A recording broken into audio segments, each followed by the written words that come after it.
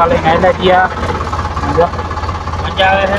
મજા આવે. હા, મજા હરખું ખાવા એને દેતા ને સેટર લઈને જતા.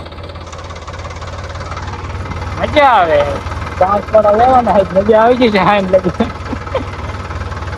ભાઈ સોનાલિકા આવો ભાઈ અને આપણે આંકવાનું થઈ ગયું ચાલુ ને અડધું તો આપણે આંકેલું જ હતું વિરમ કાકાએ ને આંકા વૈરા હાલે તો મસ્તીનું આપણે સાંજે ડબલું બબલું લઈને બેસી ગયા.